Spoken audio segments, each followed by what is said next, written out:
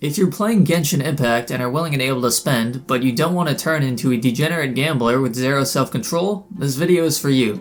That is, if you're a person with normal finances. You can share this video with any friends who are in a similar situation. One completely valid option you could take is just being free to play. But if you are a person who's willing to spend on Genshin if you like the game enough, then I think knowing how to spend responsibly is pretty important. After all, there's a middle ground between being free to play and being a whale. So let me try to help you spend responsibly in the context of one of the biggest gacha games in the world, Genshin Impact. Let's start by looking at the cost per summon for each of the paid Primogem sources you can buy in the in-game store in US dollars. Credit for the base cost calculations goes to Reddit user LikeZoinksJojo along with all these other people. Thank you to them for saving me a lot of trouble with the math. I just divided their calculations by 10 to show you how much each individual summon costs. Let's get to it. These are the costs per summon for the Genesis packs with the first time bonus. These are the costs per summon for the Genesis packs without the first time bonus. This is the cost per summon for the Battle Pass. And finally, this is the cost per summon for the Welkin Moon.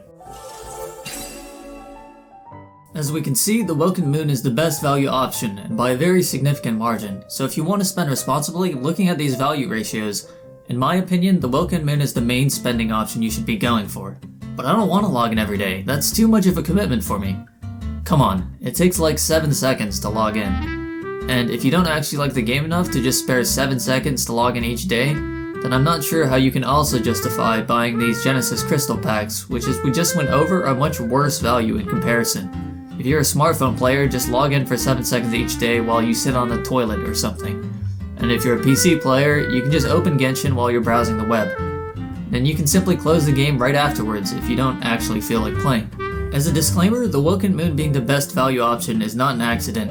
miHoYo or HoYoverse made the Welkin Moon the best value option in order to encourage more user engagement, because buyers can only get those 2,700 Primogems over the course of 30 days by logging in each day. So what I propose is this. If you're enjoying the game, then buy 1 month of the Welkin Moon at a time.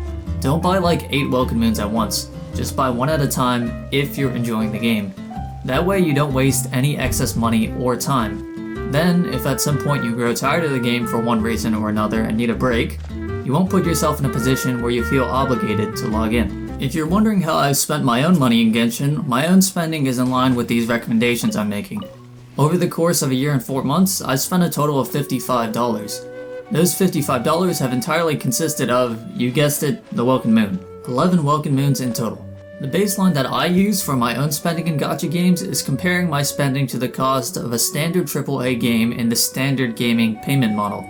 So I, for one, am completely okay with spending $55 over the course of a year and 4 months. Looking at Genshin Impact strictly as a video game without all of the gacha stuff, it's a really amazing game that has brought me a lot of joy, personally speaking. And I know I've played the game for at least 500 hours, so spending $55 on the game is a pittance in comparison. However, I would not personally be okay with spending, say, $500 in 5 months. I could have bought a PS5 or something with that. Okay, I couldn't have because of all the scalpers online, but regardless, you get my point, right? You have to be careful with your spending, and my point is that I think the most financially responsible way to do that is through the Welkin Moon in Genshin Impact. Once you finally reach the point where you're happy with the amount of summoning currency you have, then you don't even necessarily have to buy the Welkin Moon for a good while. That is, as long as you know how to spend your summoning resources tactfully, and prioritize saving for the characters you want the most. Anyway, don't feel like you absolutely have to buy the Welkin Moon. I'm just telling you that if you are willing to spend, it's by far the best value for your money. Regardless, you'd be surprised by how much a pure free-to-play player is able to get without spending any money at all. After all, the #1 equalizer in any gacha game is time. If you found this video helpful, then liking it would help me out a lot. Thanks. Subscribe if you're interested in more Genshin content from me. Also, I've already made another video that's specifically on what you should do if you want to completely prioritize getting the characters you want in Genshin. So if that sounds interesting, you can check that out here. Anyway, take care and have a good one.